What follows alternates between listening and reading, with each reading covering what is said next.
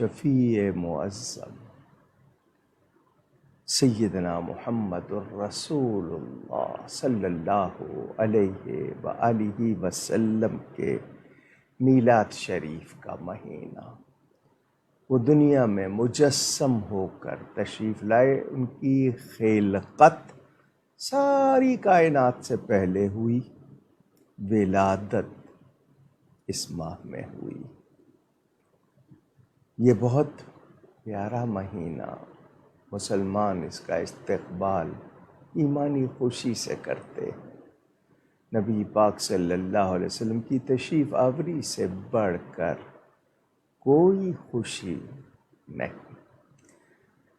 کچھ لوگ ہیں بیمار ذہن، جنہیں اس موقع پر بھی دلیلوں کی طلب ہوتی ہے، جنہیں اس موقع پر بھی اپنی مرضی کی باتیں سوجتی ہیں اور وہ کہتے ہیں، یعنی انہیں میلاد شریف بنانا پسند نہیں۔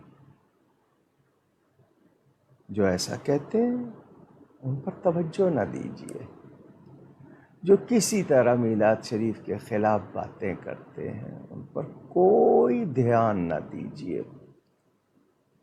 جتنی خوشی آپ سے، اور وہ جائز، میں ناجائز خوشی کی بات نہیں، ہر وہ خوشی جو جائز ہے اس میں ضرور کیجیے۔ آپ قمقمے لگائیے، آپ لوگوں کو کھانا کھلائیے، شربت پلائیے، جھنڈے لہرائیے، درود و سلام کے زمزمے بلند کیجیے، نعت خوانی کیجیے، ذکر مصطفیٰ کی محفلیں سجائیے۔ ساتھ ساتھ خاص طور پر ان 12 دنوں میں آپ ہو سکے تو بہت زیادہ کوشش کیجیے۔ اس وقت سیلاب زدگان ہیں، ان کی مدد کر کے بھی ہم میلاد منا سکتے ہیں۔ ہم کسی بیمار کا علاج کر کے بھی، ہم کوئی بھی نیکی کر کے بھی میلاد منا سکتے ہیں۔ آپ دعوت کرتے ہیں دوستوں کی، آؤ نبی کے میلاد کی خوشی میں آؤ، مل بیٹھ کے کھانا کھائیں، مل بیٹھ کے ہم نعتیں پڑھیں، ہم روزانہ قرآن کی تلاوت بھی کریں، ہم مریضوں کی عیادت بھی کریں، ہم پڑوسیوں کا خیال بھی رکھیں، صفائی ستھرائی ماحول میں لائیں، ہر وہ نیک کام جو ہم کر سکیں۔ یہ مہینہ شروع ہوا ہے، اللہ تعالیٰ اس کی برکتیں بھی عطا فرمائے اور ہم سب کو میلاد شریف منانے کی توفیق بھی عطا فرمائے۔ یہ اہل توفیق کا حصہ ہے، جنہیں یہ توفیق ملے گی وہی منائیں گے۔ نہ دوسروں سے توقع کیجیے، نہ دوسروں کے لیے، کوئی نہیں مناتا نہ منائے۔ کچھ لوگ تاریخ کا شبہ ڈالنے کی کوشش کہ نہیں جی اصل تاریخ ولادت کیا ہے، یہ ہے وہ ہے، ان سب کو جو تاریخ پسند ہو وہ اس تاریخ کو منا لیں۔ ہم روزانہ مناتے ہیں اور اس مہینے میں خاص طور پر، اور 12 ربیع الاول شریف کے بارے میں جس کسی کو کوئی اعتراض ہے وہ اعتراض اپنے پاس رکھے، ہمیں نہیں سننا۔ ہم نے جواب دیے ہیں، میں نے پوری کتاب لکھی ہے اسلام کی پہلی عید، اردو انگلش دونوں زبانوں میں ہے۔ میرے والد صاحب قبلہ کی کتاب الذکر الحسین فی سیرت النبی الامین، دوسرا رسالہ ہے کتابچہ برکات میلاد شریف، موجود ہے۔ علماء اہل سنت کی بہترین کتابیں بہت سے لوگوں نے تو جمع کر دی ہیں کئی جلدوں میں، کوشش کیجئے۔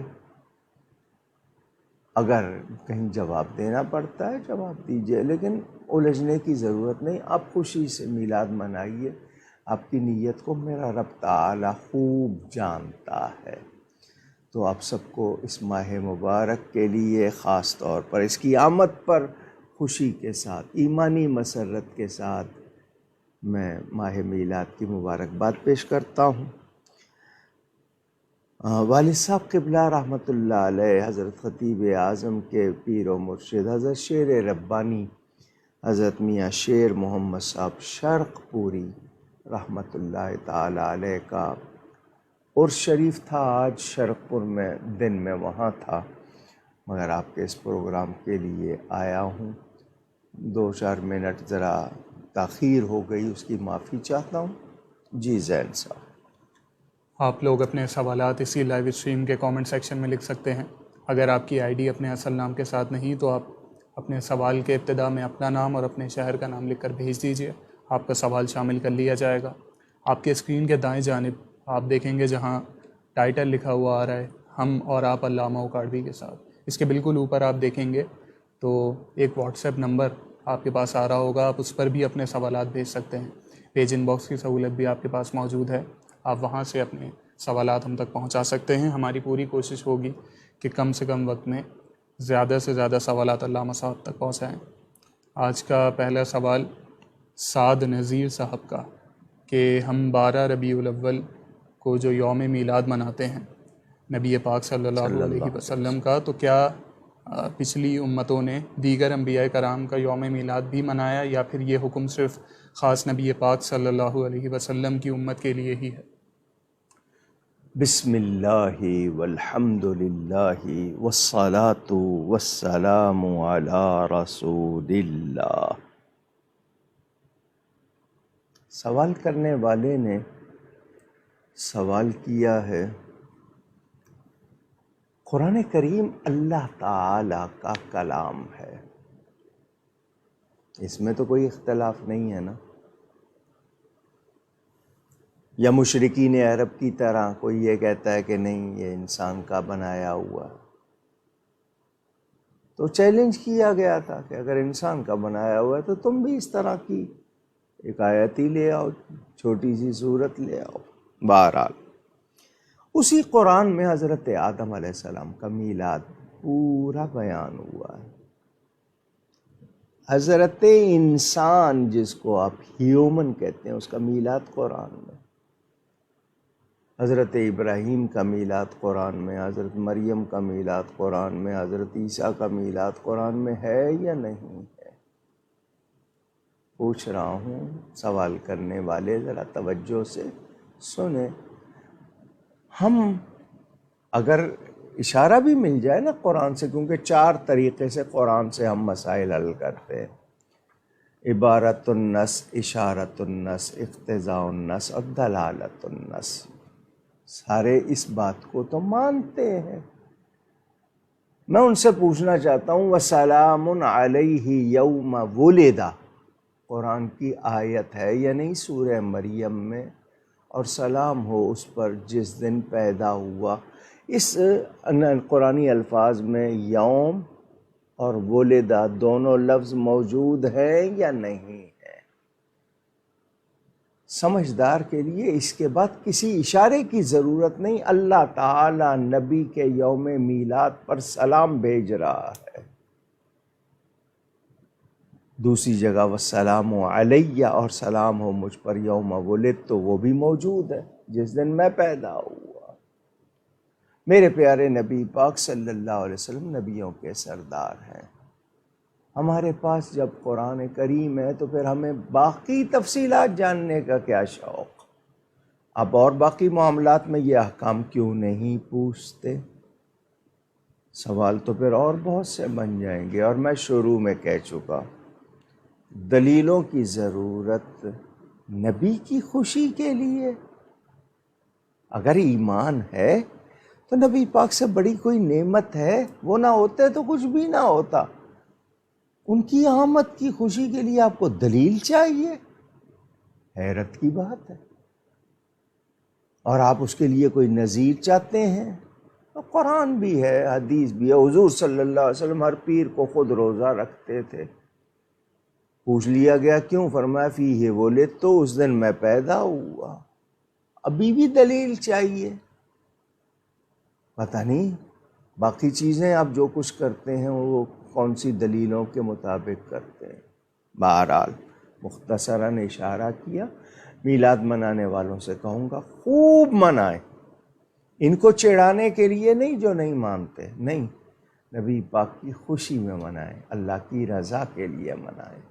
اور ہر وہ جائز طریقہ جس سے شریعت و سنت نے منع نہیں کیا اس سے خوشی منائیں. میری کتاب پڑھ لیجیے گا، اسلام کی پہلی عید، اس میں مزید آپ کو تفصیل مل جائے گی. اور ادب سے اپنے آپ کو کبھی ہٹانا نہیں ہے. میلاد مناتے ہوئے ادب کا خیال ضرور رکھنا ہے. میلاد پر اٹھنے والے اعتراضات کے حوالے سے جو علامہ صاحب نے ابھی وضاحت کی، سعد نذیر صاحب کے ساتھ ساتھ یہ سوال راحیل امین صاحب کا بھی تھا، تو اگر آپ ابھی شامل ہوئے ہیں تو علامہ صاحب نے ابھی اس کی وضاحت فرمائی ہے، ریوائنڈ کر کے آپ سن سکتے ہیں.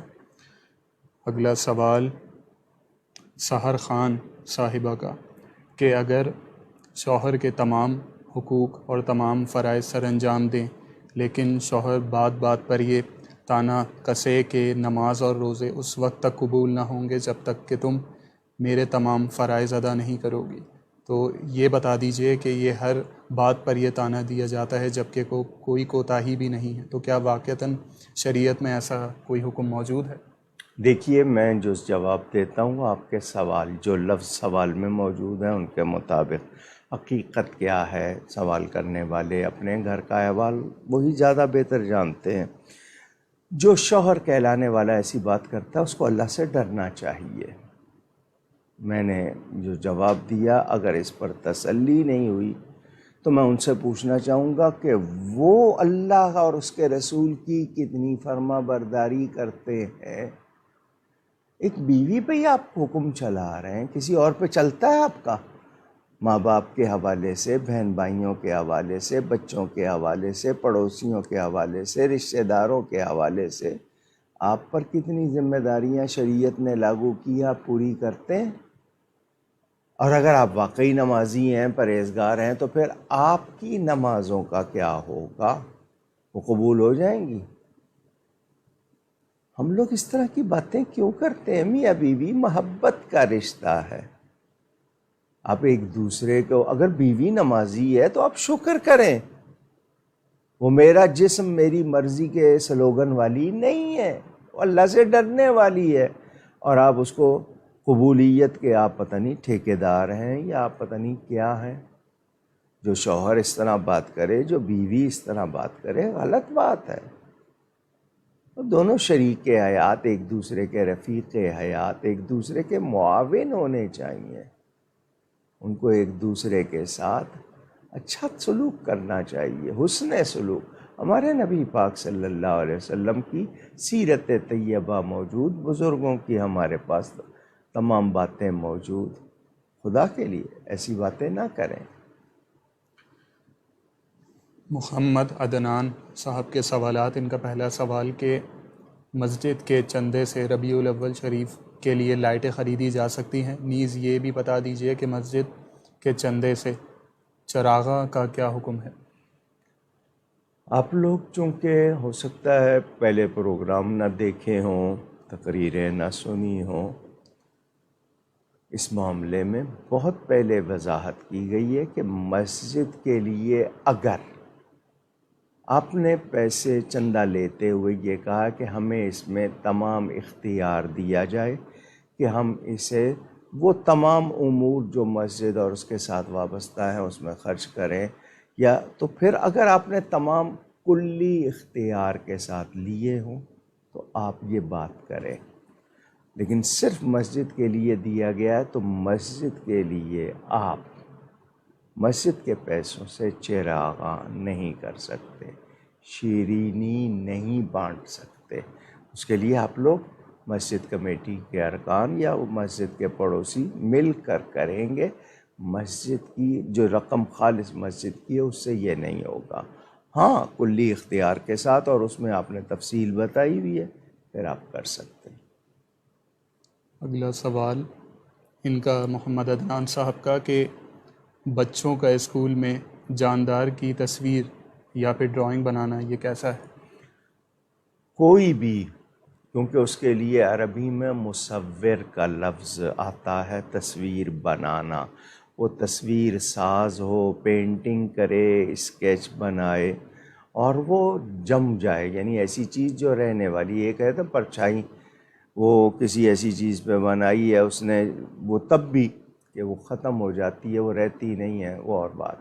لیکن اس پہ بھی ہم یہی کہیں گے یہ چونکہ آپ کے جس طرح ٹیلی فون کی LED کہلاتی ہے نا ڈسپلے اسکرین جو آپ کی ہے اس پہ آتی ہے، وہ اس سے ہٹ بھی جاتی ہے، تو اس کو وہ نہیں، لیکن ہاتھ سے بنانا، کسی اور طریقے سے بنانا بالکل غلط بات ہے۔ آپ کیا بات کر رہے ہیں؟ مجھ سے سوال کرتے ہیں، پھر مجھے بہت سی باتیں آتی ہیں یاد۔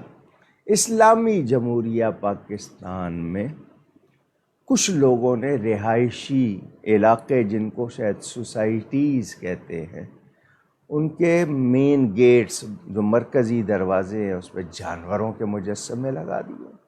دیکھا دیکھی، ایک نے ایک لگایا تو دوسرے نے 10 لگائے۔ نہیں، ہماری حکومت، اسلامی جمہوریہ پاکستان کی حکومت مجسمے بنا رہی ہے، وہ بھلے قائد اعظم کے بنائے، علامہ اقبال کے بنائے، کسی کے بنائے، مگر بنا رہے ہیں اور لگا رہے ہیں۔ آپ اندازہ کریں، پتہ نہیں ان لوگوں میں یہ بتوں کا تصور کہاں سے آ گیا۔ اب اس طرح کے ان کے مجسمے لگا کر کیا کر لیں گے؟ ان کی کوئی، آپ ان کو فائدہ پہنچا رہے ہیں یا اپنے آپ کو؟ اب یہ کر کے گناہ گار بھی ہو رہے ہیں، اور اپنے ایمان کے حوالے سے جو نقصان کر رہے ہیں وہ بھی سوچیں۔ تو جاندار کی تصویر دیوار پر، کاغذ پر کہیں بھی بنائی جائے آپ سے غلط ہے۔ ان کا اگلا سوال کہ نعت خوانوں میں دوران نعت اشعار کی تشریح کا رجحان بڑھتا جا رہا ہے۔ بعض نعت خواں تشریح میں بہت غلطیاں کر رہے ہوتے ہیں، کسی بزرگ کے قول کو حدیث اور کسی حدیث کو بزرگ کا قول بتا رہے ہوتے ہیں۔ اس حوالے سے رہنمائی فرما دیجیے کہ نعت خوانوں کو کب اشعار کی تشریح کرنی چاہیے، اور اگر نہیں بھی کرنی چاہیے تو کیوں نہیں کرنی چاہیے؟ رہنمائی فرما دیجیے۔ نعت شریف پڑھنا بہت اچھی بات ہے، اچھی آواز ہے، اچھا کلام ہے، ادب سے پڑھا جا رہا ہے، بہت اچھی بات۔ آپ نے میرا یہ جملہ سنا ہوا ہے، نعت شریف اس طرح پڑھیں کہ آپ حضور صلی اللہ علیہ وسلم کے سامنے کھڑے ہیں اور ان کو سنا رہے ہیں۔ کیسے کپڑے، کیسا انداز ہے؟ جب یہ آپ کی سوچ ہوگی کہ میں ان کی بارگاہ میں کھڑا ان کو سنا رہا ہوں، تو آپ کیا انداز رکھیں گے اور کیا طور ہوگا؟ نعت خوانی کو کمرشلائز کر دیا گیا ہے۔ کتنے نعت خوانوں کے کپڑے، ان کے انداز۔ بہرحال اگر کوئی مشکل لفظ سمجھا رہا ہے تو وہ بری بات نہیں ہے، مگر جانتا ہے صحیح تشریح کر رہا ہے، نہیں جانتا تو کس نے اختیار دیا ہے اس کو؟ دیکھا دیکھی آپ دوسرے کی نقل کرتے ہیں تو نقل کے لیے بھی عقل چاہیے، بہت احتیاط، اور خاص طور پر نبی پاک صلی اللہ علیہ وآلہ وسلم کی طرف کسی بات کی نسبت کرنا اور انہوں نے نہیں کہی ہے تو اپنا ٹھکانہ کہاں بنا رہے ہیں؟ بہت احتیاط کی ضرورت ہے، بہت احتیاط کی، مگر سننے والوں پر بھی کوئی ذمہ داری ہے، بلانے والوں پر بھی کوئی ذمہ داری ہے۔ ہمارے ہاں کیا ہو رہا ہے، یہ اس کے ذمہ دار کوئی وہ اکیلے نہیں ہیں، سب مل کر۔ کون بلا رہے ہیں؟ نہیں جی فلاں کو بلانا ہے، اور اس کی وجہ سے مجمع ہوگا، پھر اس کا انداز کیا ہے، بجا رہے ہیں، گا رہے ہیں، یا واقعی ادب سے نعت شریف پڑھ رہے ہیں؟ یہ سب کو سوچنا چاہیے۔ اگلا سوال سحر خان صاحبہ کا کہ عصر کی نماز کہیں سے آنے میں دیر ہو گئی اور بے دہانی سے مغرب کی نماز ادا کر لی عصر کی جگہ، تو اب کیا حکم ہوگا؟ جی آپ نے دہرانی ہے، وہ ادا نہیں ہوئی، کیونکہ وقت ہونا بھی تو شرط ہے نا۔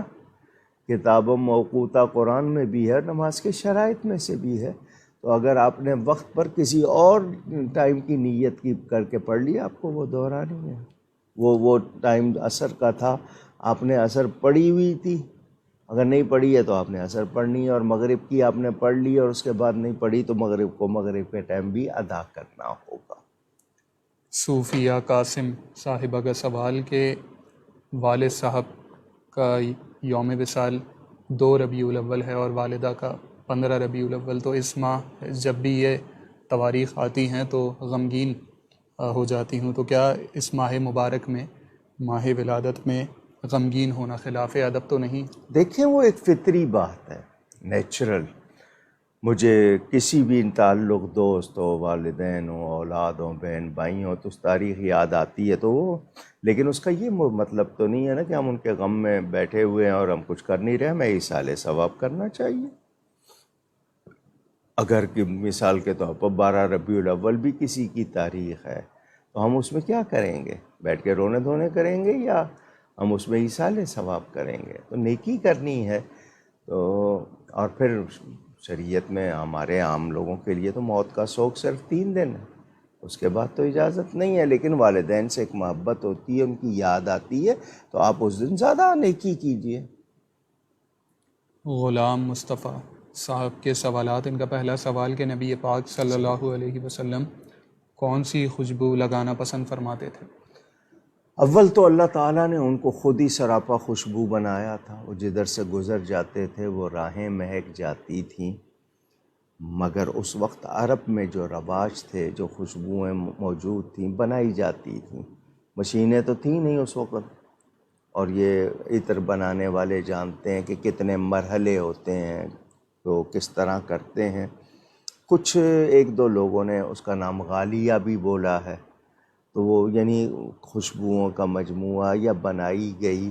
بہرحال اس زمانے میں ملاوٹ والی نہیں ہوتی تھیں اصلی خوشبوئیں. آج کل تو پرفیوم اور یوڈی کلون وغیرہ کے نام سے پتہ نہیں کیا کچھ آیا ہوا ہے، اور نام اوپر جو لکھا ہوتا ہے اس خوشبو کا، اس میں بعض مرتبہ تاثر ہی نہیں پایا جاتا. تو حضور صلی اللہ علیہ وسلم کی خوشبو آپ معلوم کرنا چاہتے ہیں تو اس میں جو نام کچھ 1-2 سیرت کی کتابوں میں ہیں، ورنہ ہر اچھی خوشبو جس میں الکوہل نہ ہو، جس میں کوئی ناجائز چیز نہ ہو، وہ آپ لگائیے. کیونکہ اصل جو چیز ہے نا وہ خوشبو ہے، جس کو آپ فریگرنس کہتے ہیں.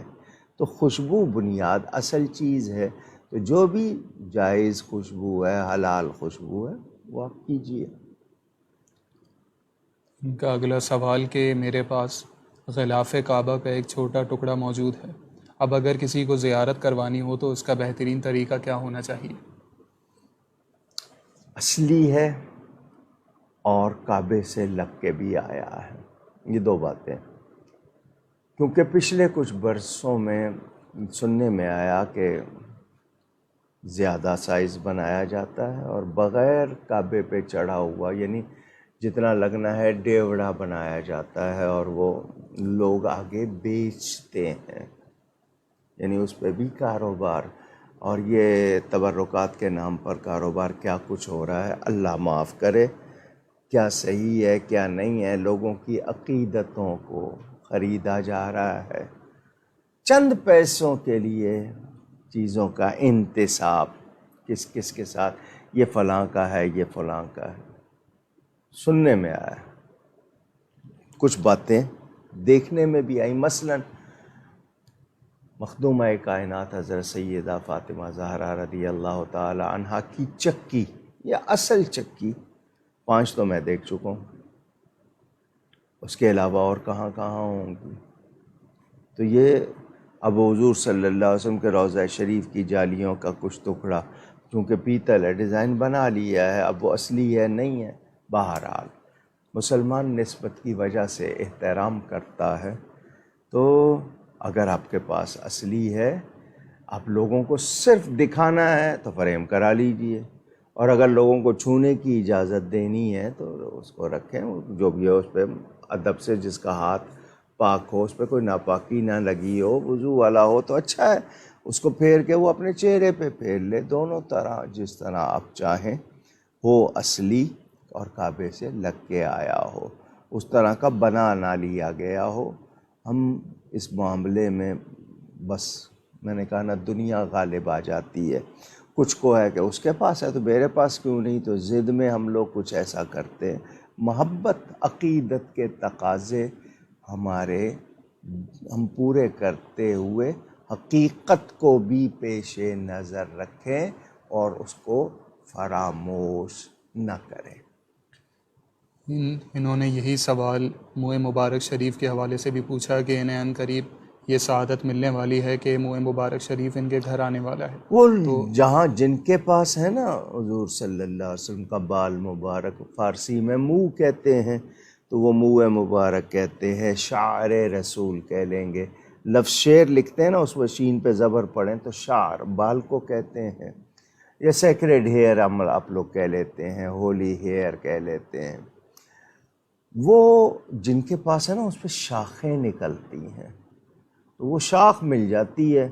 اب اصلی سے شاخیں آگے کتنی اور نکلتی گئیں، اگر وہ اصلی ہے اور شاخ نکلی ہے ہم نسبت کی وجہ سے احترام کریں گے، ورنہ نبی کے ارشاد کے لیے ہمیں سند چاہیے، کس نے کس سے سنا، کس نے کس سے سنا، اور ان کی حیثیت. اسی طرح ان چیزوں کے لیے بھی ہمیں چاہیے، اس کو بھی سند کہیں گے کہ کس سے کس کو ملا، کہ وہ ہم لازمی بات ہے نہیں ہے. اور پچھلے کچھ برسوں میں بہت کثرت ہو گئی ہے. تو یہ شاخیں ہیں، اور جو کسی کے پاس، اور جان بوجھ کے اگر کوئی کسی نے بال بنا دیا کسی کا تو اس کو اللہ سے ڈرنا چاہیے. لاہور سے حماد صاحب کا سوال کہ قرآن کریم میں کہا جاتا ہے کہ تمام علوم موجود ہیں، تو آج مسلمان طلباء ہائر اسٹڈیز کے لیے غیر مسلم استادوں کے پاس کیوں جاتے ہیں؟ کیوں جاتے ہیں؟ اچھا سوال ہے. اب مجھے یہ بتائیے کہ آپ کے اپنے جس صاحب نے سوال کیا ہے، مجھے نہیں پتہ آپ کی عمر کیا ہے، آپ صاحب اولاد ہیں یا نہیں. اب مجھے یہ بتائیے آپ نے خود قرآن پڑھنے اور اپنی اولاد کو قرآن پڑھانے میں کتنا اہتمام کیا ہے؟ آپ نے خود اپنے لیے اور اپنے ارد گرد کے لیے کتنا اہتمام؟ بچے کی پیدائش سے پہلے اسکول میں رجسٹریشن وہ بھی ہو رہی ہے، اسکول فیس بھاری بھاری دے کے جناب، اور ایڈمیشن فیس دے کے وہ بھی ہو رہا ہے. ٹیوشن بھی جب اسکول جا رہا ہے تو استاد کا کام ہے جو سبجیکٹ ہے وہ پورا پڑھا ہے. بچے کو ٹیوشن کی ضرورت کیوں؟ اگر بچہ کن ذہن ہے استاد اس کو ایکسٹرا ٹائم دے. ہم نے دیکھا مدرسوں میں استاد کہتے تھے جس کو سمجھ نہیں آیا آ کے سمجھ لے. وہ تو نہیں ٹیوشن لیتے دین پڑھنے والے. لیکن آپ کے ہاں دنیا کے عصری علوم جو پیسے کمانے کے لیے، دنیا کمانے کے لیے، ان کے لیے آپ کے پاس بہت پیسہ ہے، اس کے لیے آپ کے پاس بہت ٹائم ہے. قاری صاحب جب آتے ہیں کتنے منٹ دیتے ہیں بچہ؟ 10 منٹ، 2 یا 3 مرتبہ آیت دہرانی ہے، جی آج کا سبق ختم. سالوں پڑھ رہے ہیں، مگر وہاں پر 8 گھنٹے اسکول میں بھی، اس کے بعد 4 گھنٹے ٹیوشن بھی، اور اس کے بعد جناب اور کیا کیا وہ سب قبول. تو ہم نے قرآن کریم کو اہمیت دی کب ہے؟ جنہوں نے دی تھی انہوں نے دیکھے دنیا کو کیا کچھ دیا، کتنے علوم بتائے، کتنی چیزیں سامنے آئیں. آج بھی قرآن وہی ہے. میرا کام ہے نا، افلا یتدبرون القرآن، کیوں نہیں تدبر کرتے، کیوں غور و فکر نہیں کرتے؟ ہم اہمیت ہی نہیں دیتے. جن لوگوں کو میں نے دیکھا، بعض لوگ ماشاءاللہ ایک ایک آیت پر اس کی کئی تفسیریں ڈھونڈتے ہیں، اس کے معنی ڈھونڈتے ہیں، اس میں کائنات کے راز ڈھونڈتے ہیں نبی پاک صلی اللہ علیہ وسلم کی شان پہ، اور خوش ہوتے ہیں. دیکھیں رب نے یہ بھی فرمایا، اس میں یہ بھی اشارہ ہے، اس میں یہ بھی اشارہ ہے، اس میں یہ بھی. توجہ دیں گے تو پھر ہم لوگ قرآن سے جب محبت کرنے لگ جائیں گے تو پھر قرآن میں بہت کچھ ہے. اور وہ اچھا جی، یونیورسٹی جہاں یونیورسل سبجیکٹ پڑھائے جائیں، مجھے ذرا بتایا جائے یونیورسل سبجیکٹس کون کون سے ہیں؟ قرآن کے بارے میں تو ڈاؤٹ ہی نہیں ہے. یہ تو صرف یونیورسل نہیں ہے بلکہ ہر زمانہ، یہ دنیا برزخ ہے، آخرت ہے، اور پھر قیامت میں، اور پھر جنت میں بھی. مجھے بتائیں قرآن اللہ کا کلام ہے تو اہمیت دیں گے تو پتہ چلے گا نا. اب جب اہمیت نہیں دینی ہے قرآن پڑھ کے، میں نے کئی مرتبہ کہا، لوگ کہتے ہیں جی قرآن پڑھ لے گا تو ٹھیک ہے برکت تو ہوگی، مگر کھائے گا کیا، کمائے گا کیا؟ قرآن پڑھنے والا کوئی بھوکا نہیں سوتا. یہ جو ہماری سوچیں ہیں نا، یہ دیوار بن گئی ہیں. ہم نے دنیا کو سب کچھ سمجھ لیا ہے. اسی لیے میرے نبی پاک صلی اللہ علیہ وآلہ وسلم نے فرمایا تھا مجھے اپنی امت سے شرک کا خوف نہیں ہے، اس بات کا اندیشہ ہے کہ دنیا کی رغبت، دنیا سے پیار بڑھ جائے گا، اور وہ ہو رہا ہے. تو معاف کیجیے گا، قرآن پڑھنے کے لیے، قرآن سمجھنے کے لیے بھی بہت سے عرب ممالک میں یہاں سے طلباء جاتے ہیں، عربی بھی سیکھتے ہیں، اور وہاں پر ان کے جو اساتذہ سے وہ فیضان. مگر آپ کے ہاں ہائر ایجوکیشن قرآن کو نہیں کہا جاتا. یہ میری آپ کی کمزوری ہے یا ہم اس پر کسی اور سے بحث کریں؟ اس سے بڑھ کر اور کیا ہائر ایجوکیشن ہوگی قرآن حدیث سے؟ مگر ہم اس کو ہائر ایجوکیشن نہیں کہتے، ہم ان چیزوں کو ہائر ایجوکیشن کہتے ہیں جس سے آ کے ہم دنیا میں کرپشن کرتے ہیں، فراڈ کرتے ہیں، یا پتہ نہیں کیا کیا. سب ایک جیسے نہیں ہیں. اللہ ہدایت عطا فرمائے. آمین. منڈی بہاؤالدین سے محمد اشرف صاحب کا سوال کہ صدقہ نافلہ اور صدقہ واجبہ میں کیا فرق ہے اور یہ کن لوگوں کو دیا جا سکتا ہے؟ لفظ واجب اور نفل اگر عربی پڑھی ہوتی نا ہم نے، ہمیں کتنے سوال نہ کرنے پڑتے، معنی معلوم ہو جاتے. واجب جو ہم نے اپنے اوپر خود کر لی یا شریعت نے کی، نفل اضافی ایکسٹرا رضاکارانہ کام جو لازم نہیں ہے. واجب تو لازم، مثلا ہمارے پاس واجبات کا لفظ آتا ہے، یعنی مثال کے طور پر نماز کے واجبات کتنے ہیں، روزے کے، غسل کے واجبات کتنے ہیں جو ضروری کرنے ہیں. ایک چیز میں خود پر واجب کر لیتا ہوں، واجب نہیں تھی میں نے واجب کر لی کہ جی میرا یہ کام ہو جائے گا، میں روزہ رکھوں گا. وہ روزہ مجھ پر واجب نہیں تھا، میں نے واجب کر لیا. میں فلاں چیز اللہ کی راہ میں دوں گا، وہ مجھ پر لازم نہیں تھا لیکن میں نے خود اپنے اوپر لازم کر لیا، تو وہ واجب ہو گیا. واجب جتنا ہے صدقہ، ویسے صدقہ کے معنی نیکی کے ہیں. اس میں آپ لوگ، ہم اردو کی وجہ سے صرف اس کو یہ لیتے ہیں کہ جی ویسے تو ہر نیکی صدقہ ہے. ہم سرٹن یا باتوں کو، کچھ باتوں کو صدقہ سمجھتے ہیں، لیکن میں نے کہا نا ہر نیکی صدقہ. اب آپ نے جو واجب ہے، مثلا میں نے قربانی کی ہے، واجب ہے. میں نے کوئی اور جو منت پوری کی ہے وہ واجب ہے. تو صدقہ واجبہ زکوٰۃ کو بھی کہتے ہیں. یہ مستحقین کا حق ہے.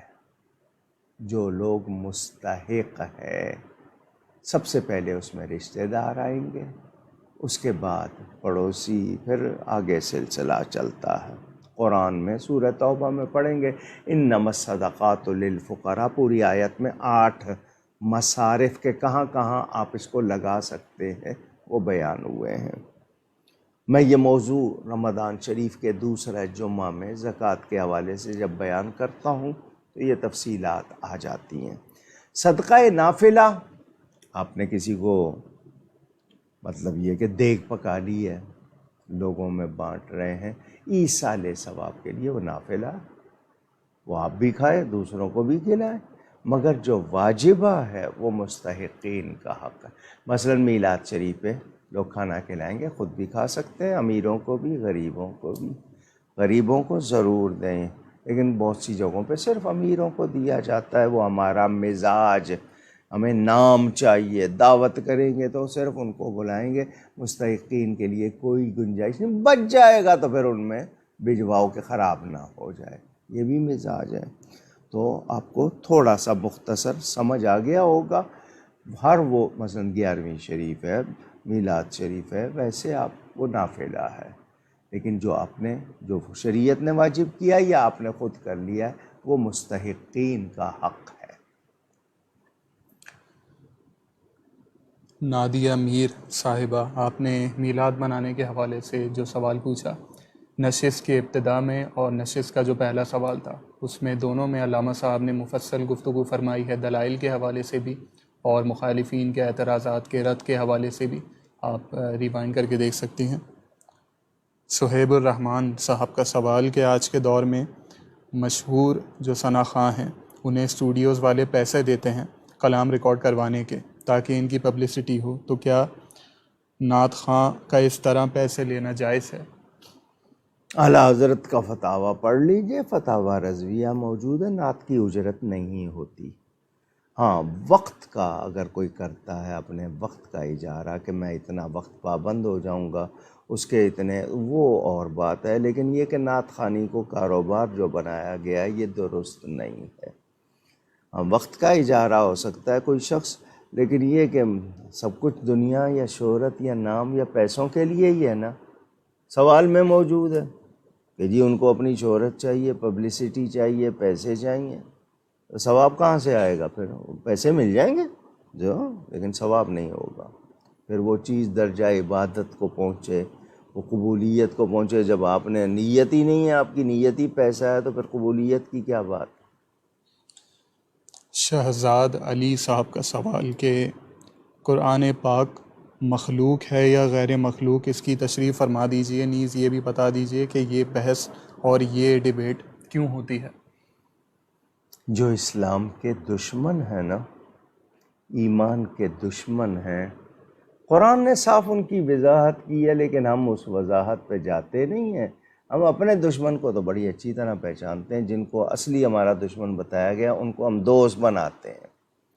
تو یہود و نصارہ کی سازشیں، جتنے غیر مسلم ہیں، الکفر ملت واحدہ، وہ سارے مل کے ایک ہو جاتے ہیں اور اسلام اور مسلمانوں کے خلاف رہتے ہیں۔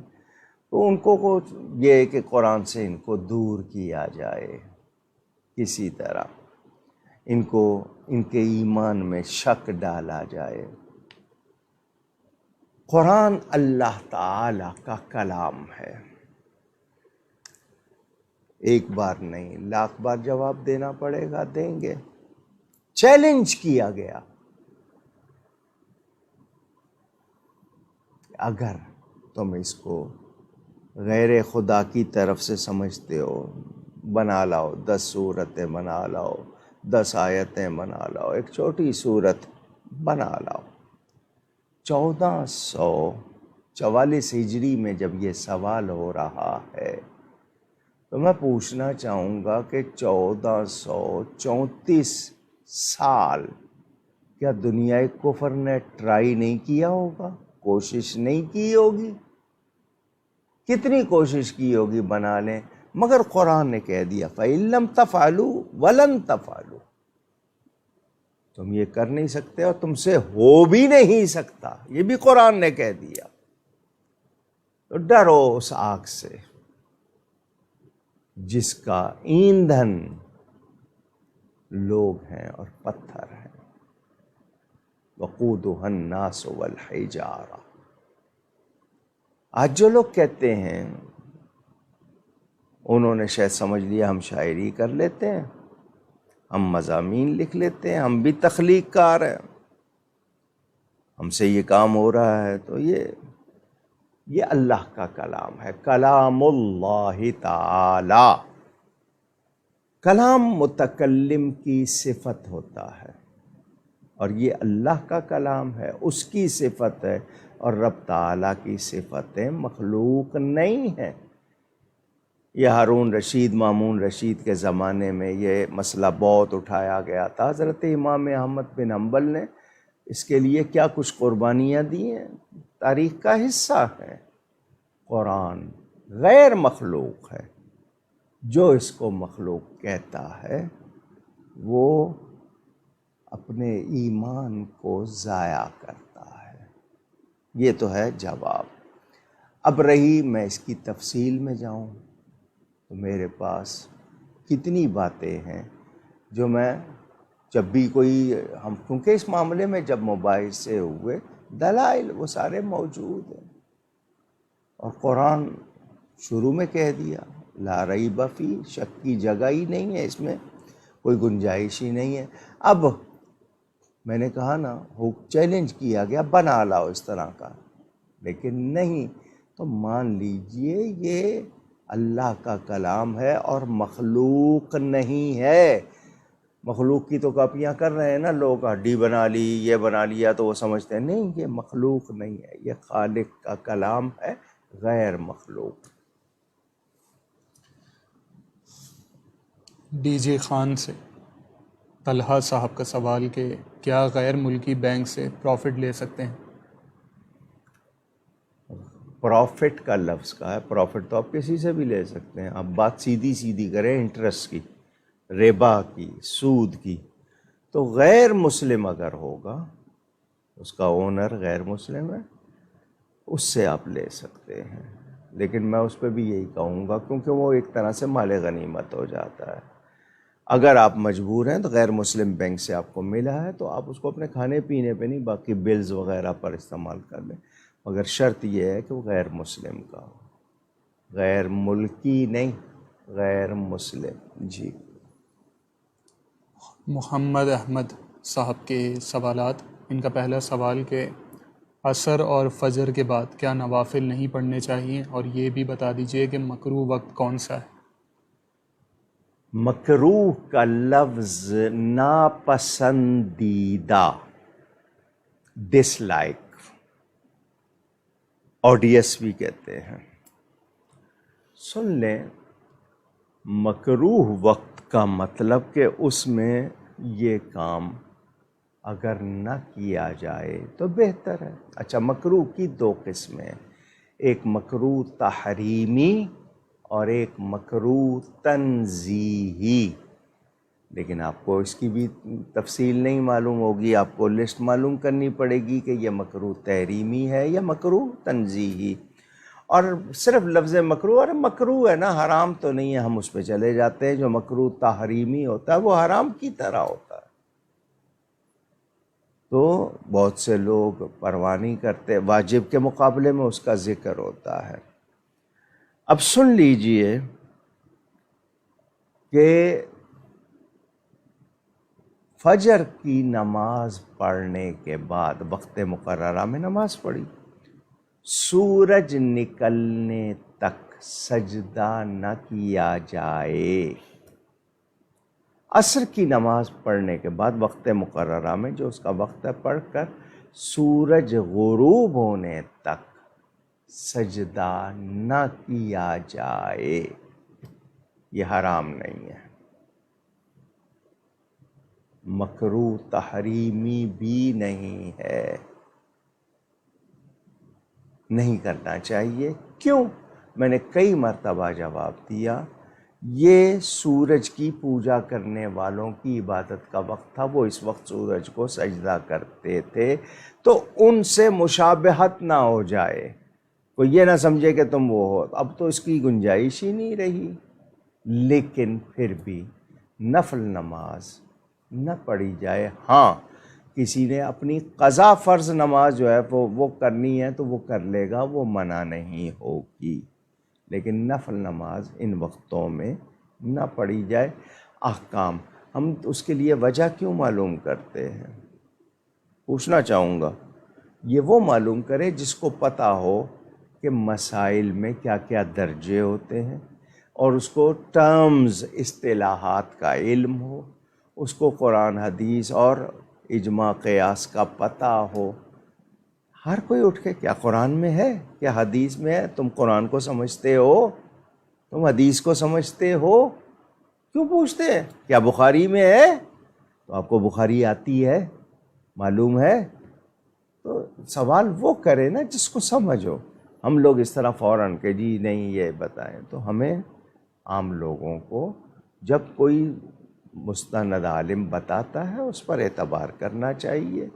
ہاں، آپ کو معلوم ہے، آپ تسلی کے لیے کسی آگے کو بتانے کے لیے وہ عالم سے کہہ دیں، وہ آپ کو دلیل کا حوالہ۔ اور پھر اتنی کتابیں کیوں ہیں اردو میں، انگلش میں، عربی میں، فارسی میں، کون کون سی زبان میں اتنی کتابیں علماء نے لکھ کے دی، مگر مجال ہے کوئی لے، کوئی پڑھے۔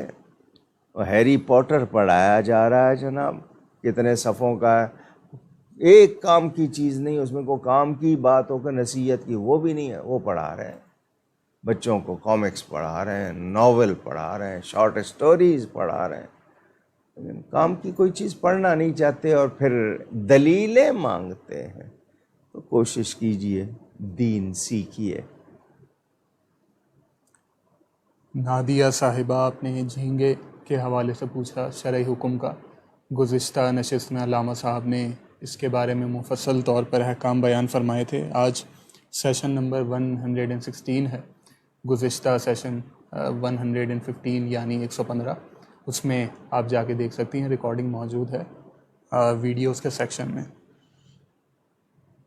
محمد احمد صاحب کا اگلا سوال کہ کورٹ میرج کا رجحان آج کل بہت بڑھتا جا رہا ہے، میڈیا پر بھی آج کل یہی دکھایا جاتا ہے، جبکہ میں نے سنا تھا کہ لڑکی کے ولی کا ہونا لازمی ہے. تو کیا یہ درست ہے؟ اور کورٹ میرج میں کوئی قاضی یا عالم بھی نہیں ہوتا تو کیا یہ نکاح منعقد ہو جاتا ہے؟ کیوں چپ کر کے بیٹھے ہوئے ہیں ہم لوگ؟ لوگوں کو اگر اتنی بات معلوم ہے تو کورٹ میرج کیوں بچوں کی تربیت ایسی کر رہے ہیں؟ کیوں ماحول، کیوں ڈرامے غلط دکھائے جا رہے ہیں؟ ہم احتجاج کیوں نہیں کرتے کہ ہمیں اس طرح کے ڈرامے نہیں دیکھنے؟ آپ لوگ دیکھیں گے، وہ لوگ خوش ہوں گے. آپ کو شوق ہے جناب ایسے شو جن میں وہ جناب ایک اینکر کیا کہتے ہیں یا ہوسٹ کہتے ہیں پروگرام، وہ آ کے کہہ رہے ہیں مجھے لڑکیاں چاہیے. اتنے جملے سن کے وہاں بیٹھے ہوئے لوگ، بہن بھائی شوہر، اس کی غیرت کچھ نہیں جاگتی؟ کیا کرنا ہے لڑکیوں کو؟ اس نے لپٹنا بھی ہے، اس نے موٹر سائیکل پہ ان کو کرنا ہے. وہ آپ کے پروگرام بنے ہوئے اور اس طرح کے جملے. اچھا جی، وہاں مزاحیہ پروگرام ہو رہا ہے، اس میں بیٹھے ہوئے ہیں لوگ مکس ہو کے اور ہر قسم کا مذاق کیا جا رہا ہے. تو آپ لوگ جب دیکھیں گے تو پھر آپ شکایت کیوں کرتے ہیں؟ آپ خود اس کی وجہ ہیں. آپ کو کوئی چیز ناپسند ہے، آپ دیکھ رہے ہیں، شریعت کا حکم ہے، تمہارے سامنے برائی ہو رہی ہے، ہمیں اللہ نے زبان دی ہے، ہم بول رہے ہیں. ہماری آواز بھی بند کر دی جاتی ہے، پروگرام بین کر دیے جاتے ہیں، ہمارا ٹی وی چینلز پہ آنا بند کر دیا جاتا ہے، ہمارے پیجز بند کر دیے جاتے ہیں. ہم تو زبان قلم، لیکن عوام کا کیا کام ہے؟ باقی چیزوں کے لیے آپ اٹھتے ہیں. دین کے ساتھ کھیلا جا رہا ہے آپ کے ملک میں، لوگوں کے اخلاق بگاڑنے کے لیے، حیا ختم کرنے کے لیے، اور سارے کے سارے نہ ماں باپ نہ بہن بھائی. باپ کے سامنے اگر نیم اوریاں لباس میں لڑکی رہتی ہے یا بھائی کے سامنے رہتی ہے تو پھر وہ مرد ہیں؟ کیا وہ مسلمان ہیں؟ نہیں جی، سلیو لیس ہونا یا سی تھرو کپڑے پہننا کوئی ایسی بات نہیں ہے یا فلانا نہیں ہے. اب مجھے یہ بتائیں، یہ جب چیزوں کو ہم ہلکا لیتے ہیں نا تو رزلٹ یہی آتے ہیں. جب تک مسلمان غیرت والا ہوگا وہ غلط چیز کو گوارا نہیں کرے گا. تو پہلے ہم اب کورٹ میرج ہو کیوں رہی ہے؟ نوبت کیوں آئی؟ بچے کی تربیت غلط کی ہے، اپنے ماں باپ نے توجہ نہیں دی ہے.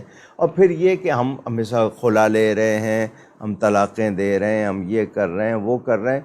ہم نے تربیت میں اچھا ماں باپ کے سامنے بیٹا جناب وہ اگر کوئی سخت لفظ بول رہا ہے، باپ روک کیوں نہیں رہا؟ ماں روک کیوں نہیں رہی؟ بڑے کہاں ہیں؟ مگر آج کل زبانیں کھلی ہوئی ہیں. بہت ہی بری باتیں. بہرحال نکاح دو گواہوں کی موجودگی میں ایجاب و قبول ہوگا تو وہ نکاح کا جو خانہ پوری ہے وہ ہوئی، حالانکہ ولی ہونا چاہیے. مگر اب وہ ولی کا درجہ کس کو دے رہے ہیں اور اس کو قائم مقام کر رہے ہیں. میں صرف یہ کہنا چاہتا ہوں کہ ماں باپ کی ذمہ داری ہے اپنے بیٹوں بیٹیوں کو حیا سے، غیرت سے بھی اس کے آراستہ کریں. نہیں کریں گے وہ جو کچھ ہوگا ذمہ داری ان کی ہوگی. مسئلے تو آپ بعد میں پوچھیں گے، اولاد آپ کے ہاتھ سے پہلے نکل چکی ہوگی. بنگلور انڈیا سے محمد اکرام شریف صاحب کا سوال کہ کیا ہم جو روز مرہ عادتاً جو ٹوپی استعمال کرتے ہیں یہ وصیت کر سکتے ہیں کہ مرنے کے بعد بھی وہی ٹوپی ہمیں پہنائی جائے؟ کپڑے کی ہے تو ٹھیک ہے، کپڑے کی ہے تو پہنا سکتے ہیں، ضرورت نہیں ہے پہنا سکتے ہیں کپڑے کی ہو.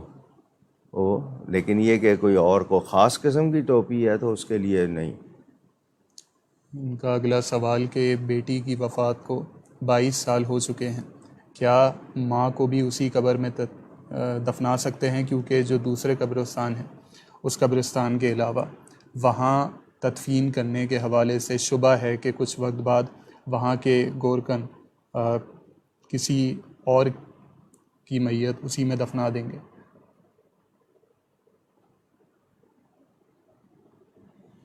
جن قبرستانوں میں جا کے جگہ مل جاتی ہے گورکن سے، اس کے بارے میں کیا آپ کے پاس گارنٹی ہے کہ اس نے کسی اور کی قبر خالی کر کے آپ کو نہیں دی؟ گورکن جو ہیں وہ کاروبار کر رہے ہیں بھائی. یہ سوسائٹی کا قبرستان جو ہے، ذرا ہم لوگ اسکول جاتے تھے اسی رستے سے، اس زمانے میں سنا تھا کہ بھر گیا ہے. اب تو کئی منزلہ ہوگا وہ، کیونکہ سوسائٹی کی طرف سے کوئی ایسی چیز نہیں ہے. گورکن جب چاہتے ہیں دیکھتے ہیں کوئی نہیں آ رہا پوچھنے کو، وہ پرانی قبریں مٹا دیتے ہیں. کتنوں کے وہ جناب ہڈیاں نکال کے کچھ کر دیتے ہوں گے. اس شعبے میں آپ بہرحال نہیں ہے، آپ کو اس کی قبر کی آپ حفاظت کا انتظام کرنا چاہتے ہیں وہ کریں. ہم جس زمین پہ بیٹھے ہوئے ہیں یہاں 500 سال پہلے ہو سکتا ہے کوئی قبرستان ہو، ہمیں کیا پتہ کسی اور جگہ کیا ہو. ہم تو مسلمان کہلانے والے زیادہ احتیاط والے ہونے چاہیے تھے، اور ہم سادہ بے پرواہ ہوتے جا رہے ہیں. لیکن وہ قبر اگر کوئی خالی ہو گئی ہے، اس میں کوئی چیز آثار نہیں رہے، تو اس کے بارے میں بھی ہمارے ہاں کتاب الجنائز میں سارا بیان موجود ہے. فقہ کی کتابوں میں بھی تفصیلات اس میں لکھی ہوئی ہیں. اس طرح کے مسائل جہاں آتے ہیں ان میں ساری باتیں آ جاتی ہیں. لیکن جان بوجھ کر پتہ بھی ہے اور پھر اس قبر کو کھودنا اور چیک کرنا وہ غلط ہوتا ہے. ارمان اشرفی صاحب کا سوال کہ کچھ لوگوں سے میں نے یہ باتیں سنی ہیں کہ نبی پاک صلی اللہ علیہ وسلم کو نزع کے وقت بہت تکلیف ہوئی تھی. یہ روایات بیان کی جاتی ہیں. بحیثیت سنی اس بات پر یقین نہیں آتا. اس بارے میں آپ وضاحت فرما دیجئے کہ کیا یہ بات درست ہے؟ جو کوئی بیان کرتے ہوئے اپنے لہجے میں، اپنے الفاظ میں وہ کوئی ایسا تاثر دیتا ہے تو اس کو دیکھنا چاہیے کہ کیا واقعی وہاں پر ایسا لفظ یا ایسا لہجہ یا اتنی شدت ہے. اب وہ اپنے لہجے میں پیدا کر رہا ہے تو اس سے آپ روایات کو، کیونکہ نبی کو بخار 2 آدمیوں کے برابر ہوتا ہے نبی کے لیے جو ہے وہ.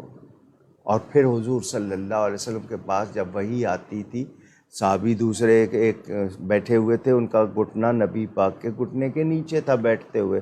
وہ کہتے ہیں مجھے لگتا تھا ٹوٹ جائے گا، یعنی اتنا مجھ پہ بوجھ پڑا ایک دم کہ میں ڈر گیا کہ میرا گھٹنا. نبی کریم صلی اللہ علیہ وآلہ وسلم کے لیے اس طرح کی بات کرنا، کون سے لفظ کا ترجمہ کر رہا ہے وہ؟ کون سا لہجہ بیان کرنا چاہ رہا ہے وہ؟ یقیناً کوئی بے ادب ہوگا جو غلط لفظ استعمال کر رہا ہوگا، یا تاثر دینا چاہتا ہوگا کہ جی وہ بھی عام بشر تھے معاذ اللہ، وہ اس طرح کی بات کرنا چاہتا ہوگا. نبی پاک صلی اللہ علیہ وسلم کے بارے میں یہ کیوں نہیں سنا آپ نے کہ جی اسرائیل علیہ السلام نے دستک دی تھی، جبریل امین کو ساتھ لے کر آئے تھے ترجمان بنا کر، اجازت چاہی تھی آنے کے لیے، اور پہلے اللہ کا سلام پیش کر کے پیغام دیا تھا کہ آپ تشریف لانا چاہیں یا رہنا چاہیں یہ اختیار. یہ کیوں نہیں باتیں آپ کو یاد آتی؟ حجرہ رسول میں جب فرشتہ آیا تھا حضور صلی اللہ علیہ وسلم سے اجازت چاہی تھی، یہ باتیں کیوں نہیں یاد آتی ہیں آپ کو؟ حضور صلی اللہ علیہ وسلم نے مسواک فرمائی تھی. آپ کو شدت بیان کرنا چاہتے ہیں تو اس کا مطلب یہ کہ جناب نبی پر بڑی سخت تکلیف کا وقت تھا، حضور مسواک فرما رہے ہیں، باتیں کر رہے ہیں گھر والوں سے، اللہ تعالیٰ کی یاد میں ہیں ساری. لیکن تاثر غلط دینا والا جو چاہ رہا ہے وہ مجرم ہے. آپ ایسی باتوں کو سن کے ہی اندازہ کر لیں کہ یہ ادب سے خالی ہے. عبداللہ نقشبندی صاحب کا سوال کہ حضرت پیر مہر علی شاہ صاحب رحمۃ اللہ علیہ کے بارے میں بعض لوگ یہ یوٹیوب پر آ کر کہہ رہے ہیں، دوسرے مکتبہ فکر والے، کہ ان کے بعض اساتذہ کا تعلق دیوبند سے تھا. تو کیا یہ بات درست ہے؟ حضرت پیر مہر علی شاہ صاحب کا زمانہ معلوم کریں. دیوبند اس وقت تک جس کو دیوبند، وہ تو ایک جگہ کا نام ہے. مدرسہ دیوبند حاجی عابد صاحب نے بنایا تھا، وہ پکے سنی تھے. قبضہ جنہوں نے کیا اور اس کا مزاج بدل کے جو عقائد اختیار کیے اس کے لیے یہاں پر بھی البلاغ میں مضمون چھپا ہوا ہے دارالعلوم کراچی والوں کی طرف سے کہ دیوبندیت جس کو کہتے ہیں یہ کوئی پرانی نہیں ہے، یہ کس کس سے شروع ہوئی ہے انہوں نے خود بیان کر دیا، گھر کی گواہی آ گئی ہے۔ اس کے علاوہ ماہنامہ تجلی نکلتا تھا دیوبند، اس کے کئی مضامین ہمارے پاس موجود ہیں جس میں انہوں نے خود اس طرح کے جواب دیے ہوئے ہیں۔ مدارس جو تھے اس وقت، چونکہ پاکستان تو بنا نہیں تھا، مدارس تھے، ان میں اکثر علماء جو تھے وہ ہو سکتا ہے کوئی ایسا ہو جو ان کے مدرسے میں بھی پڑھاتا ہو، ادھر بھی پڑھاتا ہو، کیونکہ دہلی مرکز تھا، اس کے علاوہ دوسرے علاقے مرکز تھے جہاں علماء یہاں کے لوگ جاتے تھے، پڑھتے تھے۔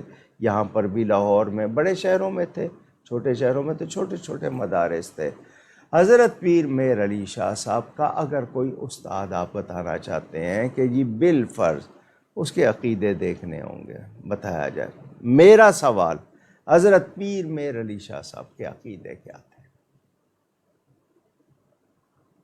اگر یہی بات ہے تو کتنے بچے اسکولوں میں پڑھ رہے ہیں عیسائی استاد ہیں، اس پر کیا کہیں گے آپ؟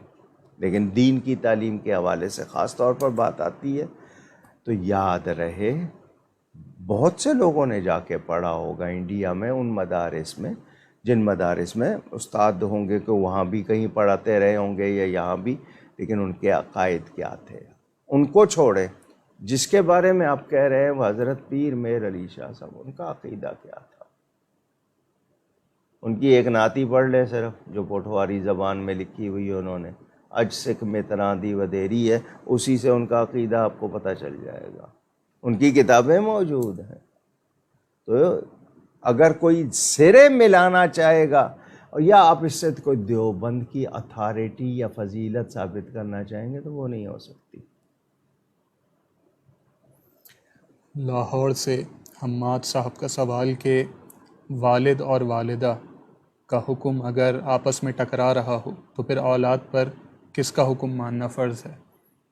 حکم کی نوعیت ایمان کے حوالے سے ہے، گھر کے حوالے سے ہے، آپ ان دونوں میں صلح کرانے کی کوشش کریں گے، کسی ایک کی سائیڈ نہیں لیں گے۔ اگر وہ دونوں میں سے کسی کی بات بہتر ہے تو دونوں کو درمیان کوشش کریں گے کہ مطابقت آ جائے، نہیں تو ان دونوں پہ چھوڑ دیں کہ جی آپ طے کر لیں، ہمیں بتا دیں کہ ہم کس کی مانیں، ہم دونوں کی طرف سے گناہ گار نہیں ہونا چاہتے۔ لیکن یہ سارا مرحلہ پیار سے اور کوشش ہے، یہ نہ ہو کہ آدھے ادھر ہو جائے آدھے ادھر ہو جائیں، پارٹی بن جائے، وہ نہ کیجیے گا۔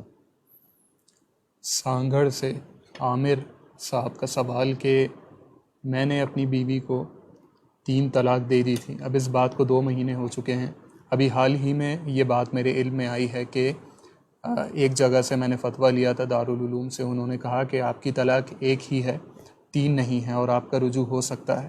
اس حوالے سے رہنمائی فرما دیجئے کہ میرے سمجھنے میں غلطی ہوئی ہے یا مسئلہ ایسا ہی ہے۔ غیر مقلد جو تقلید نہیں کرتے کسی امام کی، جن کو عرف عام میں وہابی کہا جاتا ہے، ان کے سوا باقی چاروں امام ایک ہی ان کا موقف ہے کہ ایک ساتھ اکٹھی اگر کوئی 3 طلاق دے بیٹھا ہے تو وہ 3 ہی شمار ہوں گی، اس کو ایک کہنا غلط ہے۔ میرے والد صاحب نے پورا کتابچہ لکھا ہے طلاق ثلاثہ، پڑھ لیجئے، اس کو آسانی ہو جائے گی۔ یہ 3 طلاقوں کے بعد رجوع کی، کیونکہ ایک طلاق رجعی ہوتی ہے، وہ یعنی اس کے بعد آپ لوٹ سکتے ہیں، 2 طلاقیں رجعی ہوتی ہیں، آپ لوٹ سکتے ہیں۔ 3 طلاقوں کے بعد کوئی گنجائش نہیں ہوتی سوائے حلالہ کے، جو اس کے خلاف کرتا ہے وہ اس کا گناہ گار اور ذمہ دار ہے، کیونکہ کوئی گنجائش نہیں ہے۔ باقی جن کو عادت ہو نا گنتی غلط کرنے کی، 3 روپے کو بھی تو 1 روپیہ کہا کریں نا، آپ ان کو ایسا کریں 1 روپیہ دیں اور کہیں 3 ہے، اور یا 3 دے کے کہیں 1 ہے، پھر کیا ہوگا؟ یار کیوں ایسا کر رہے ہو؟ تو موجود ہیں احکام، لیکن وہ کہیں کہ نہیں وہی صحیح ہے تو لائیں نا اس کے لیے پھر علماء اہل سنت کے سامنے جب بھی بیٹھے ہیں کیا نتیجہ نکلا ہے، وہ پورے احکام موجود ہیں، باقی جنہوں نے نہیں ماننا وہ حرام کے مرتکب ہوں گے، گناہ گار ہوں گے، شریعت کا حکم کا انکار کر کے کفر کی طرف جائیں گے۔ اللہ تعالی ہدایت دے۔ آمین۔ طاہا صدیقی صاحب کے سوالات۔ ان کا پہلا سوال کہ اڈاپٹڈ بچے کے متعلق کیا ہے کام ہے؟ جی، ایڈاپٹڈ بچہ جو ہوتا ہے جس کو اردو میں لے پالک کہتے ہیں، عربی میں متبنہ، یا لڑکی کے لیے آپ دوسرا کہیں گے، آپ کے یہاں اولاد نہیں ہے، آپ نے اپنی بہن کا یا شوہر نے اپنے بھائی کا بچہ جس سے محرم کا مسئلہ نہ آئے، اور اگر کوئی غیر ہے تو آپ نے اس میں اس کے 2 سال کی مدت میں دودھ پلا لیا ہو آپ نے اس کو، تو لیکن کسی غیر کا لائیں گے بھلے سے پالیں آپ، خرچہ دیں، وہ محرم کا مسئلہ رہے گا، وہ ختم نہیں ہوگا۔ تو کوشش یہی ہونی چاہیے، ہاں بچے کی کفالت کریں، کسی کا بھی ہے یتیم خانے میں ہے، دوسری جگہ ہے، اس کا خرچ اٹھا لیں آپ، اس کو یعنی تربیت دینے کے لیے جو کچھ سہولت ہو سکتی ہے تعلیم کے لیے وہ کریں۔ گھر میں لائیں گے، گھر میں رکھیں گے تو لڑکی ہے تو شوہر کے لیے، لڑکا ہے تو بیوی کے لیے، کوئی رشتہ ناتا نہیں ہے تو محرم کا مسئلہ تو رہے گا، وہ ان کے منہ بولنے سے یا لکھوانے سے بیٹا یا بیٹی نہیں بن جائے گا شریعت میں۔ اور سورہ احزاب میں میرے خیال بیان ہے، اس میں کچھ لوگ جو اپنے نام دے دیتے ہیں، وہ بھی ساری تفصیل موجود ہے اس میں، وہ دیکھ لیجئے گا۔ ان کا اگلا سوال کہ کیا کسی قسم کی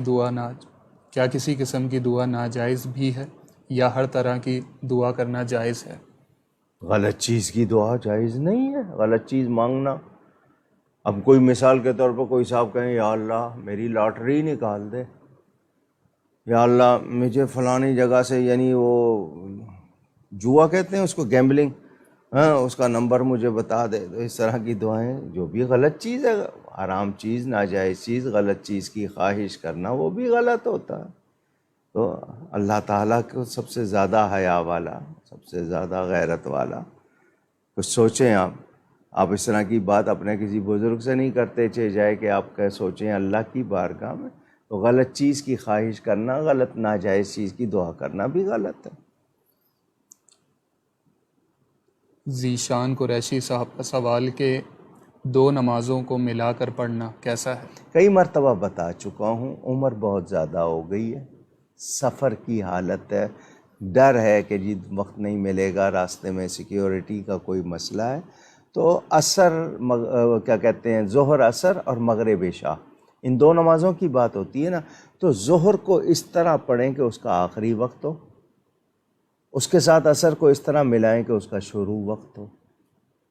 آپ کو ٹائم معلوم ہو جائے گا نا، تو آپ اس طرح سے ظہر شروع کریں کہ آپ کے پڑھنے تک ظہر کا وقت ختم ہو گیا، ادھر عصر کا وقت شروع ہو گیا، تو یہ ظہرین آپ نے اس طرح کر لی۔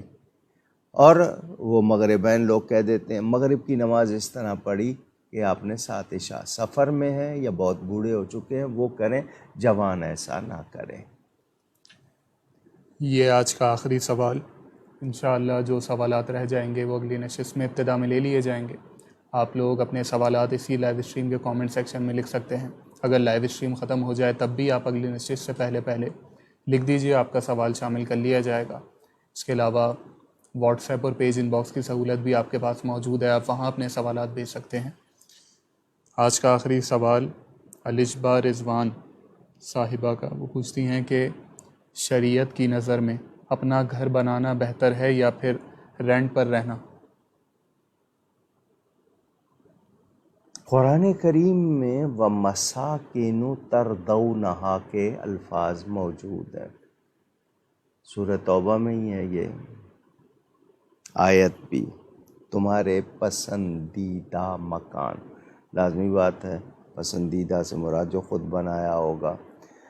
نبی کریم صلی اللہ علیہ وسلم نے پکا مکان، یعنی جس کو ہم کانکریٹ کہتے ہیں، پسند نہیں فرمایا، لیکن ایک ہوتا ہے طبعی طور پر، ایک ہوتا ہے شرعی طور پر۔ مثلاً کوئی حضور صلی اللہ علیہ وسلم کے لیے کھڑا ہو، یہ حضور کو طبعاً یعنی طبیعت کے مطابق پسند نہیں تھا، شریعت میں گنجائش ہے۔ وہ جو شاہان عجم جو ایرانی یا دوسرے بادشاہوں کا ہوتا تھا کہ ان کے سامنے کوئی بیٹھ نہیں سکتا تھا، کھڑے رہتے تھے، وہ لازمی بات ہے، اس کی کوئی گنجائش نہیں ہے اسلام میں۔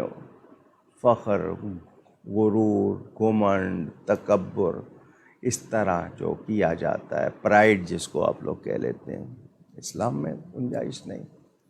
جس کے دل میں رائی کے دانے کے برابر ہے، رائی کو شاید وہ مسٹرڈ سی کہتے ہیں، بہت ہی باریک سا وہ ذرہ، اتنا بھی اگر تکبر ہوگا تو وہ جنت میں نہیں جا سکے گا۔ یہ بہت اہم بات ہے، ہم سب غور کریں۔ جانتے نہیں ہو مجھے، ہم لوگ دوسروں کو حقیر سمجھتے ہیں، زیادہ اچھے کپڑے پہن لیے۔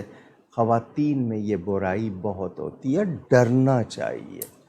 آپ کو زیب و زینت جائز، منع نہیں ہے، آپ اچھے کپڑے پہنیں، منع نہیں ہے، مگر دوسرے کو حقیر سمجھیں، خود کو بہتر سمجھیں تو یہ ذرا سوچ لیجئے گا اس سے کیا کچھ ہوتا ہے۔ تو اسلام نے ہمیں جو تعلیم دی ہے وہ یہ کہ ہم دنیا میں اپنے آپ کو ایسا رکھیں کہ جنت پا سکیں۔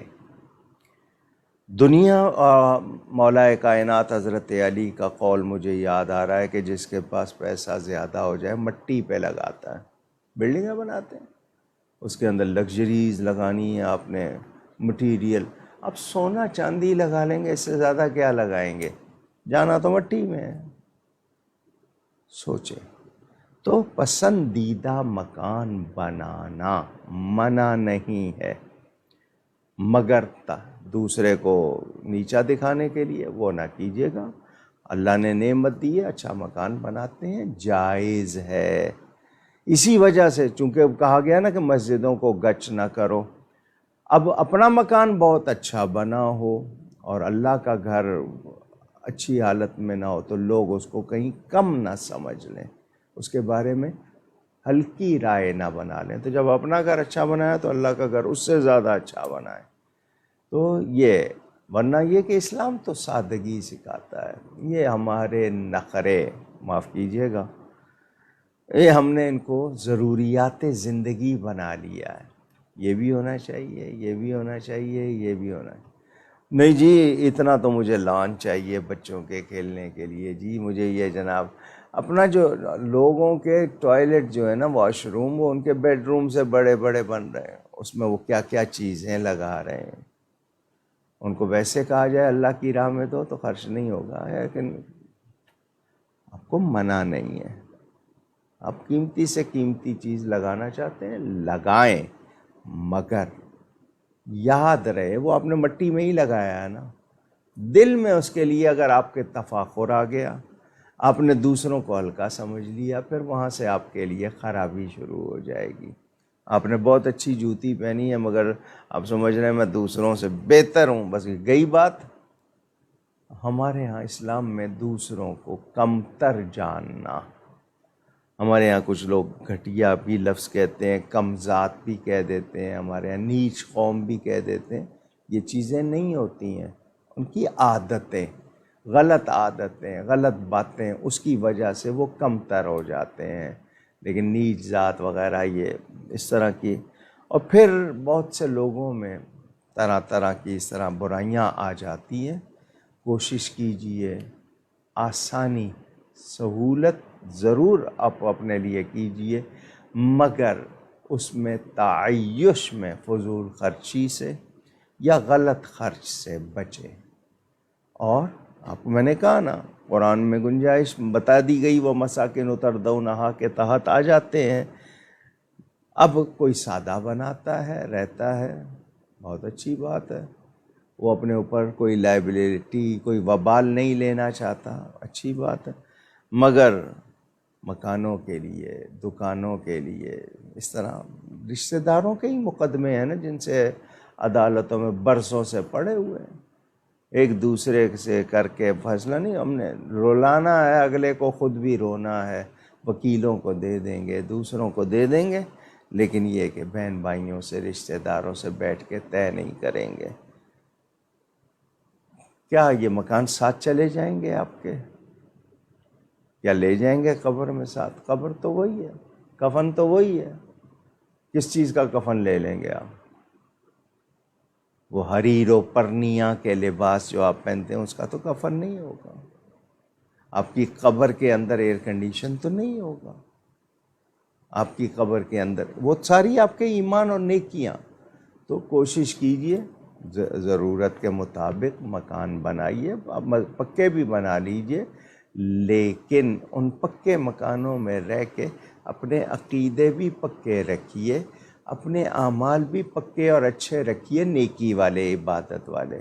بھول جاتے ہیں، ذرا چار پیسے آئے مزاج ہی بدل جاتا ہے، کتنی کوتاہیاں ہوتی ہیں۔ میں اس معاملے سے سچ بتاؤں، بہنوں، بھائیوں، رشتہ داروں میں ہم بہت سی ناانصافیاں کر جاتے ہیں اور سمجھتے ہیں نہیں جی جنت تو ہماری ہے۔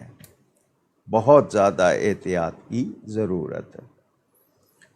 ہم ان تمام افراد کا شکریہ ادا کرتے ہیں جنہوں نے اپنے سوالات ہم تک بھیجے اور اپنے تعریفی کلمات سے ہمیں نوازا، جن میں علی حیدر راجپوت صاحب، ناصر خان صاحب، اکرام شریف صاحب، نعیم سجاد صاحب، صوفیہ قاسم صاحبہ، ابراہیم صاحب، مرتضیٰ چوہان صاحب، عزیر عالم خان صاحب، امیر الدین صاحب، رب نواز بلوچ صاحب، سعد رضوی صاحب، صہیبہ منصور صاحبہ، عامر صادق صاحب، شازیہ علی صاحبہ، راحیل امین صاحب، سحر خان صاحبہ، فردوس انجم صاحبہ، محمد عدنان صاحب، جنید اکبر صاحب، سمینہ راوڈہ صاحبہ، غلام مصطفیٰ صاحب، فوزیہ عبد القادر صاحبہ، حماد صاحب، صہیب الرحمان صاحب، محمد اشرف صاحب، نادیہ میر صاحبہ، شہزاد علی صاحب، صداقت علی صاحب، طلحہ صاحب، ہدایت رسول صاحب، محمد احمد صاحب، ناصر علی صاحب، ارمان اشرفی صاحب، عبداللہ نقش بندی صاحب، فیصل طیب صاحب، ابرار احمد صاحب، عامر صاحب، طاہا صدیقی صاحب، ذیشان قریشی صاحب اور الشبہ رضوان صاحبہ، اور جن جن کے نام شامل نہ ہو سکے ہم ان سے معذرت چاہتے ہیں۔ آپ ہمارے لیے دعا کیجیے گا، ہم آپ کے لیے دعا گو رہیں گے۔ میں نے گزشتہ پروگرام میں بھی اور جمعہ کے دن بھی عرض کی تھی اپنے ان تمام سننے والوں سے کہ میلاد شریف کے عنوان سے جھنڈے، بیجز یا جو بھی آپ سامان جس پر خاص طور پر علامت کوئی لگاتے ہیں، مثلا حضور صلی اللہ علیہ وسلم کی نالین شریف مبارک جوتی کا وہ جو نقش ہوتا ہے، یا جھنڈا جس پہ آپ گنبد شریف یا درود شریف لکھ لیتے ہیں، ان چیزوں کے معاملے میں آپ لاپرواہی نہیں کریں گے، گھٹیا یا ہلکے مٹیریل کا نہ بنائیں کہ جی ایک ہی بار استعمال کرنا، اگلے سال نئے لیں گے وہ پھٹ جائیں، گریں، آپ گناہگار ہو جائیں گے۔ بہت احتیاط، بہت احتیاط۔ کھانا پھینکے نہیں، تبرک بانٹ رہے ہیں، گاڑی میں لے جا رہے ہیں، پھینک رہے ہیں، کیوں؟ آپ ادب سے بھی ایک جگہ گاڑی کھڑی کر کے دے سکتے ہیں، جلوس میں چل رہے ہیں، بہت آہستہ آہستہ چل سکتے ہیں، آرام سے دے سکتے ہیں، لیکن ایک رواج بن گیا، لوگ بھی لوٹتے ہیں اور اس طرح پھینکتے ہیں۔ یہ ہرگز اچھی بات نہیں ہے۔ اسی طرح آپ بجلی چوری، گورنمنٹ کی بجلی کنڈے لگانا، یہ بھی نہیں کریں۔ آپ اپنے پڑوسیوں کا، محلے والوں کا خیال رکھیں۔ میلاد کا موقع ہے، ہر مسجد کے اطراف میں لوگ کر لیں، دوسری جگہوں پہ جانے کی ضرورت نہیں پڑے گی، ہر کوئی اپنے اپنے محلے کو کور کرے۔ کوئی مستحق ہے ان کے حوالے سے، کوئی ضرورت مند ہے ان کے حوالے سے، جو بھی ہو ادب سے خالی نہ ہوں آپ، اور کسی کی توہین نہ ہو، یعنی آپ کسی کو اس طرح نہ دیں کہ کہ اس کی توہین ہو۔ بہت خیال رکھیے گا، کلام پڑھتے ہوئے اس کا انتخاب، غلط اشعار، جو بہت سی نعت کے نام پر ایسا کلام آیا ہوا ہے جو معیاری نہیں ہے اور اس میں الفاظ مناسب نہیں ہے۔ اسی طرح خواتین محفلیں سجائیں، بہت زیادہ بن ٹھن کے جاتی ہیں، میلاد کم اور فیشن شو زیادہ لگتا ہے، انہیں بھی احتیاط کرنی چاہیے۔ اب میلاد میں جا رہی ہیں، عمدہ سے عمدہ لباس پہنیں، مگر میلاد میں جا رہی ہیں آپ، اگر آپ وہاں شرعی تقاضے بھول رہی ہیں تو وہ بھی غلط ہے۔ ہر گھر میں روز میلاد شریف کیا جائے، گھر والے جمع ہوں، نعت شریف بچوں کو کہیں، بچیوں کو کہیں نعت شریف پڑھیں، ان کا شوق بڑھے۔ آپ دعا کیجئے، کھانے پہ ہی آپ کسی ایک کو، اگر زیادہ کو نہیں، ایک کو ہی کھلا دیں، باقی گھر والے خود کھا لیں۔ میلاد شریف روز گھر میں کیجئے، برکت ہوگی، ان کا ذکر، ان کا نام لیا جائے، نبی پاک صلی اللہ علیہ وآلہ وسلم کا، برکتیں ہوتی ہیں۔ سیلاب زدگان کو یاد رکھیں اور ایک عہد بھی کریں کہ ہم کسی ایسے شخص کی حمایت نہیں کریں گے، کسی ایسے شخص کا ساتھ نہیں دیں گے، کسی ایسے شخص سے کوئی تعلق نہیں رکھیں گے جو ہمارے نبی کا وفادار نہیں، عقیدے کے لحاظ سے یا اپنی حرکتوں کے لحاظ سے جو ان کا وفادار نہیں ہے، ہم اس کے کسی طرح دوست بنیں، ساتھی بنیں، بھلے وہ کوئی سیاسی لیڈر ہو، کوئی حکمران ہو، کوئی ہو، کسے باشد، کوئی رشتہ داری کیوں نہ ہو، اگر وہ نبی پاک صلی اللہ علیہ وسلم کے ادب کرنے والے نہیں ہیں تو پھر ہمارے پاس ان کے لیے کوئی رعایت نہیں ہوگی۔ اس دوران میں نے آپ کو پہلے بتایا تھا، ربیع الاول شریف میں کبھی کبھی ایسا موقع آ جاتا ہے کہ مجھے کراچی سے باہر جانا پڑتا ہے۔ آج میں اسپیشلی وہ وقت، حالانکہ 2 دن سے میں جاگا ہوا، میں آیا پروگرام کے لیے، اگلی جمعرات بھی میری کوشش ہوگی کہ جلسہ آگے پیچھے ہو جائے لیکن پروگرام ہو۔ کبھی ایسا نہ ہوا کہ جمعرات کا ناغہ کرنا ہوا تو پوسٹر لگا دیا جائے گا، اس دن جمعرات کی بجائے ہم جمعے کو نشست رکھ لیں گے، مگر انشاءاللہ آئندہ نشست امید یہی ہے جمعرات کو ہی ہوگی۔ گفتگو میں مجھ سے کہیں کوئی غلطی ہوئی ہو، اللہ تعالیٰ اس کے رسول صلی اللہ علیہ وآلہ وسلم کی بارگاہ میں توبہ کرتا ہوں۔ مجھے ابھی تک نہیں معلوم ٹرانسجینڈر نام کے قانون کو بالکل کینسل کر دیا گیا یا نہیں، یہ ہم جنس پرستی کا، یا اپنی مرضی سے کوئی چاہے تو اپنے آپ کو عورت یا مرد لکھوائے۔ اسلامی جمہوریہ میں یہ قانون 2018 سے چل رہا ہے۔ ہم مسلمان اللہ اور اس کے رسول کے پابند ہیں، ہم حکومت کے کسی غیر شرعی قانون کے پابند نہیں ہیں۔ ہم ایسے ہر قانون کی مذمت کرتے ہیں جو شریعت و سنت کے خلاف ہے، اس کے بنانے والے، اس کو بنوانے والے، نافذ کرنے والے، جو جس طرح بھی اس میں ملوث ہیں، وہ سب کے سب مجرم ہیں، وہ کوئی خیر کی امید نہ رکھیں۔ یہ ملک نفاذ اسلام کے لیے بنایا گیا تھا، اسلام کے خلاف قوانین کے لیے نہیں بنایا گیا تھا۔ غیروں کی اگر آپ کو مدد چاہیے، آپ ان کے کہنا مانتے ہیں، آپ مانیں، ہمیں کوئی غیر شرعی بات گوارا نہیں۔ سن لیں، مسلمان غیرت والے ہیں، اللہ کو راضی کرنا ہے ہم نے۔ آپ کو اگر اس طرح کر رہے ہیں تو اللہ آپ کو دنیا ہی میں نشان عبرت بنا دے۔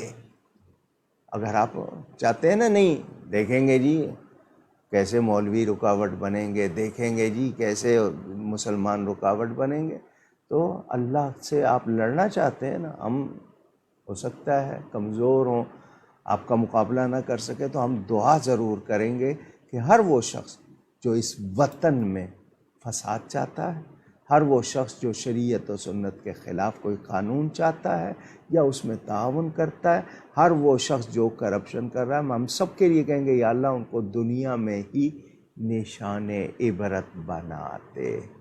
ہم اس ملک کی سلامتی، کامیابی، خوشحالی چاہتے ہیں۔ اللہ تعالی ماہ میلاد کا صدقہ دنیا بھر کے مسلمانوں کی خیر فرمائے۔ وہ تمام لوگ جنہوں نے دعاؤں کے لیے کہا، اللہ سب کی جائز حاجات کو پورا فرمائے۔ پیٹ رٹیف میں ہاشم منصور صاحب، جو جنوبی افریقہ میں میرے ہوسٹ میزبان بھی، والد صاحب قبلہ سے ان کا تعلق 50 سال سے، وہ ان کی کل غالباً کل انشاءاللہ یعنی ابھی جو دن شروع ہو جائے گا ان کی سالگرہ یوم میلاد، ان کے لیے دعا کرتے ہیں۔ اس وقت وہ بیمار ہیں، اللہ تعالیٰ ان کو صحت عطا فرمائے۔